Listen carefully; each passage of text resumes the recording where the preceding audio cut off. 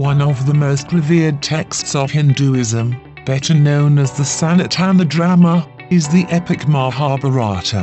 One character in this historic document is Shikhandi. Shikhandi is born a female but always feels like a male, and becomes a man after swapping genders with a yaksha, a spirit. Shikhandi plays a role in the victory of the Pandavas as well. In the other popular epic, Ramayana, the mother of pivotal characters Sugriva and Vali is a monkey king, or a Vanara, who falls into a lake and becomes a woman.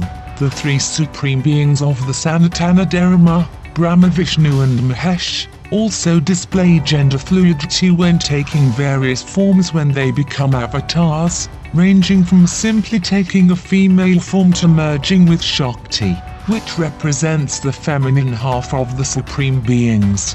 Gender fluidity is not only a well-established element of the Sanatani scriptures but also of the Indic Hindu society. It is one of the few societies in the world which fully accepts and inculcates the transgender members for the community. As unfortunate as the exclusion in other civilization is, Hinduism or Hindutva does not discriminate in the sexuality, social inclusion and other elements of this issue. In fact, transgender members are revered and highly respected in the community.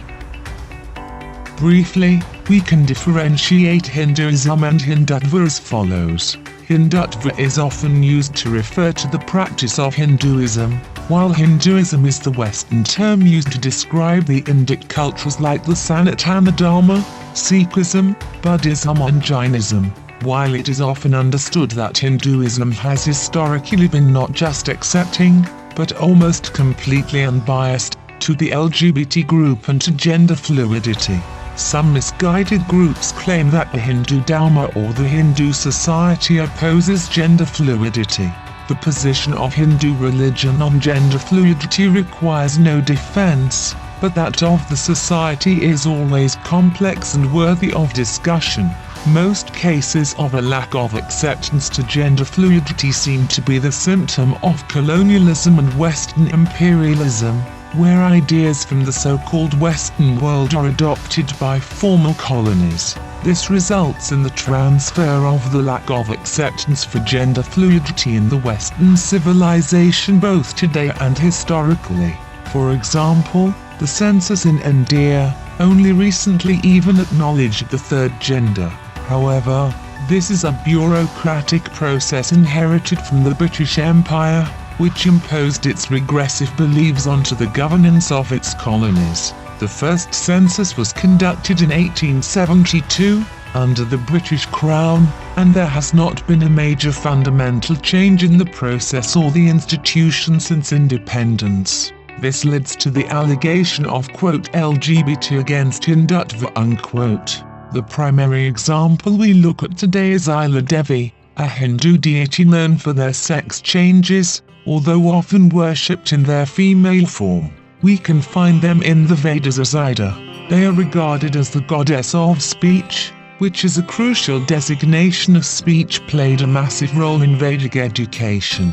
Their tale is told differently in different texts, and we look at the earliest Vedic texts in this video. Ila is born a female. Her parents love her extensively but are committed to the responsibility to their people as the monarchs, and thus require an heir to the throne. They do not want to take away the rights of a female to marry and move into the home of her new family. They hence decide to perform some rituals, which result in Ila becoming a male. This is a one-off incident, allowed by the divine grace in this story due to certain complex circumstances. As a male, Ila was known as Sudayama. Sudayama grew up to be a just and righteous king. One day while hunting, Sudayama followed a deer, accidentally entering the Sukumara forest, the sacred grove of Shiva and Parvati. In order to maintain their privacy, Shiva had enchanted the grove, transforming any individual trespassing into the opposite gender.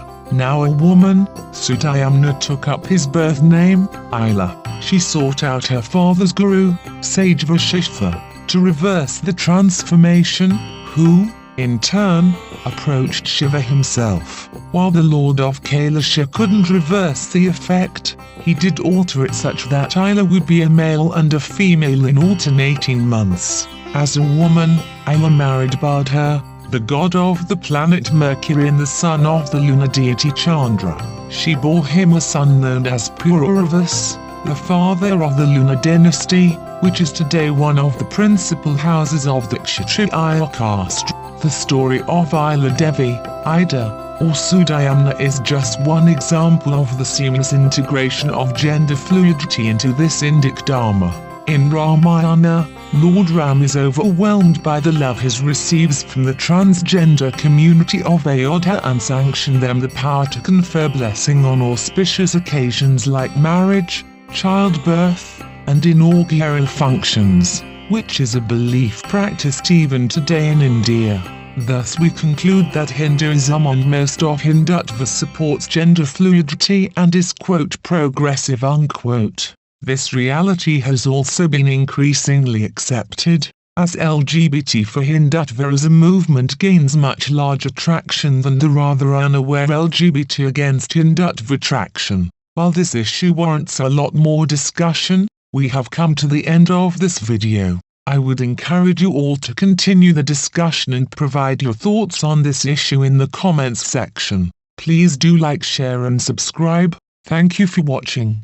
Jai Mata Di, Jai Shri Ram.